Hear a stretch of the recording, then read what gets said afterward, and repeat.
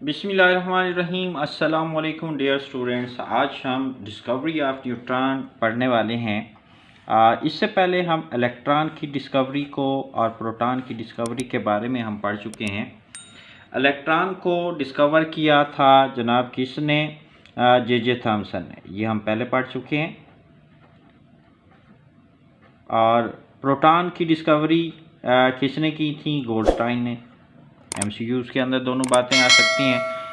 Proton को किसने discover किया? गोल्डस्टाइन ने। इलेक्ट्रॉन को किसने डिस्कवर किया? जे थॉमसन ने। और आज हम पढ़ेंगे न्यूट्रॉन को डिस्कवर किया जेम्स चैडविक ने। तो इसकी डिस्कवरी कैसे हुई, स्टार्ट करते हैं आज का टॉपिक। रदरफोर्ड एक साइंटिस्ट है जिसने 1920 के अंदर जो है प्रिडिक्ट किया था कि एटम के अंदर कुछ न्यूट्रल पार्टिकल्स को होना चाहिए। उसने ऐसा क्यों कहा कि एटम के अंदर न्यूट्रल पार्टिकल को होना चाहिए? क्योंकि वो प्रिडिक्ट कर रहा था कि एटॉमिक मास को एक्सप्लेन नहीं किया जा सकता on the basis of discovery of electron and proton. देखें, एटम का जो सारा मास होता है वो न्यूक्लियस की वजह से होता है। न्यूक्लियस में प्रोटॉन होते हैं और इलेक्ट्रॉन न्यूक्लियस से बाहर ऑर्बिट के अंदर या एनर्जी लेवल्स के अंदर जो है वो रिवॉल्व करते हैं।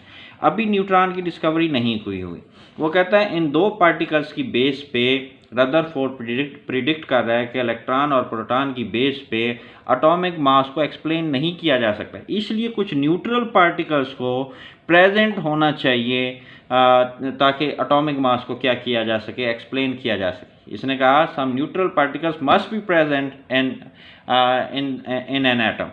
इन 1932 जब उसने ऐसा प्रिडिक्ट किया तो बहुत सारे साइंटिस्ट जो हैं इस खोज में लग गए कि न्यूट्रल पार्टिकल्स की डिस्कवरी में लग गए, उसकी खोज में लग गए। 1932 के अंदर आखिरकार जेम्स चैडविक ने न्यूट्रॉन को डिस्कवर कर लिया था।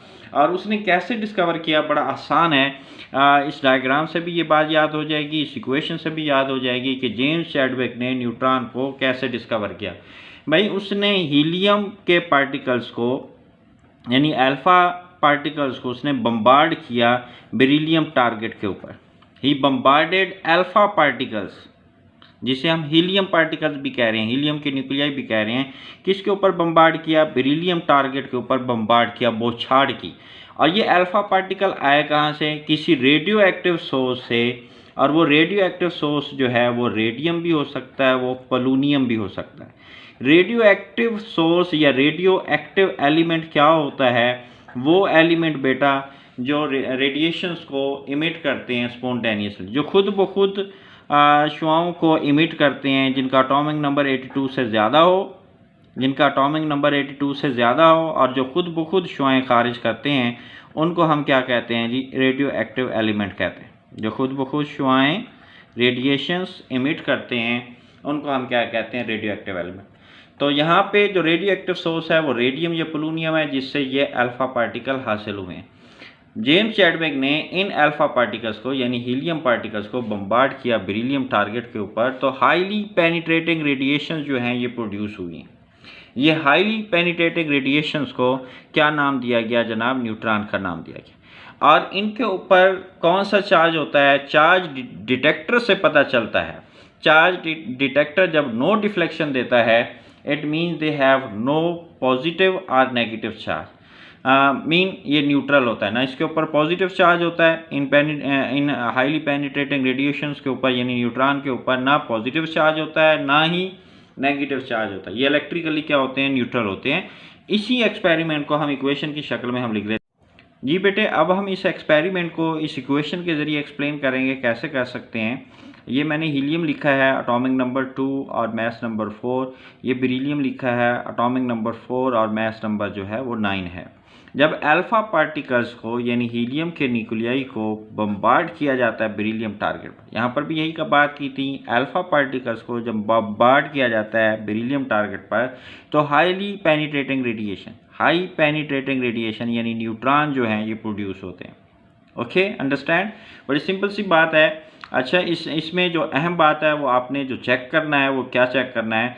एटॉमिक नंबर राइट और लेफ़्ट के इक्वेशन के राइट और लेफ़्ट पे क्या होने चाहिए? इक्वल होने चाहिए। 4 and 2 6, 6 एंड के नीचे 0, 6 and 0 क्या? 6, यानी atomic number right and left पे इक्वल हैं। इसी तरह से ये जो मैथ्स नंबर दिए हुए 9 एंड 4 13, 12 एंड 1 13, अगर यहाँ पे आपका ये इक्वल नहीं आ रहे मैथ्स नंबर या एटॉमिक नंबर, इट मीन्स आपने जो न्यूक्लियर इक्वेशन लिखी हुई है ये आपकी गलत हो सकती है। तो ये चीज़, ये जो इक्वेशन है ये भी शॉर्ट क्वेश्चन के अंदर बेटे आती है। Right the nuclear equation for the discovery of neutron. Nuclear reaction वाली आपने इक्वेशन लिखनी है न्यूट्रॉन की डिस्कवरी के लिए, ये शॉर्ट के अंदर ये बात आ सकती है। ठीक है, अब तक क्या पढ़ा? रदरफोर्ड ने प्रिडिक्ट किया था कि एटॉमिक मास को on the basis of discovery of electron और प्रोटॉन हम जो है एक्सप्लेन नहीं कर सकते, इसलिए उसने प्रिडिक्ट किया कुछ न्यूट्रल पार्टिकल्स होने चाहिए। तो वो न्यूट्रल पार्टिकल्स जो हैं वो कौन हो सकते हैं? वो न्यूट्रॉन हो सकते हैं। और इन न्यूट्रॉन को कैसे डिस्कवर किया? बहुत सारे साइंटिस्ट इन न्यूट्रल पार्टिकल्स की खोज में लग गए थे। आखिरकार 1932 में जेम्स चैडविक ने एक्सपेरिमेंट करके न्यूट्रॉन को क्या कर लिया? डिस्कवर कर लिया। और उसने कैसे किया ये हम एक्सपेरिमेंट को डिस्कस कर चुके हैं। अब हम इसकी प्रॉपर्टीज़ पढ़ लेते हैं। इसकी 3 प्रॉपर्टीज़ हैं और बहुत आसान है। ये प्रॉपर्टीज़ भी शॉर्ट क्वेश्चन के अंदर पूछी जा सकती हैं। और वो 3 प्रॉपर्टीज़ बेटे कौन कौन सी हैं? ये न्यूट्रल पार्टिकल्स हैं। ये कैसे पता चला था उसको, जेम्स चैडविक को? जब उसने अपना एक्सपेरिमेंट किया डिस्कवरी ऑफ न्यूट्रॉन के लिए, तो उसने चार्ज डिटेक्टर यूज़ किया था। चार्ज डिटेक्टर जो है कोई डिफ्लेक्शन शो नहीं करता। नो डिफ्लेक्शन का मतलब ये है कि इन पार्टिकल्स के ऊपर कोई चार्ज नहीं होता। ये न्यूट्रल होते हैं, इलेक्ट्रिकली न्यूट्रल होते हैं, ना इनके ऊपर पॉजिटिव चार्ज होता है ना नेगेटिव चार्ज होता है। और ये हाईली पेनिट्रेटिंग होते हैं। हाईली पेनिट्रेटिंग का मतलब ये है कि ये पेनिट्रेट कर सकते हैं किसी भी ऑब्जेक्ट में से, ये सिरायत कर सकते हैं। जैसे एक्सरेज, जब डॉक्टर रिकमेंड करता भी एक्सरे करवाएं, जब हम एक्सरे कराने जाते हैं तो जो एक्सरेज होती हैं वो बॉडी में से पास होके जो इंटरनल पार्ट्स हैं उसका इमेज बना लेती हैं, यानी एक्सरेज पेनिट्रेट कर जाती हैं बॉडी में से। इसी तरह से ये भी हाईली पेनिट्रेटिंग है। और इनका जो मास है इन पार्टिकल्स का, न्यूट्रॉन का, वो मास ऑफ प्रोटॉन के क्या होता है? इक्वल है। 3 प्रॉपर्टीज़ हैं, रिपीट करें मेरे साथ। Neutron are neutral particles, they are highly penetrating and mass of these particle is equal to the mass of proton। ये था आज का हमारा टॉपिक। नेक्स्ट टॉपिक तक के लिए अल्लाह हाफिज़।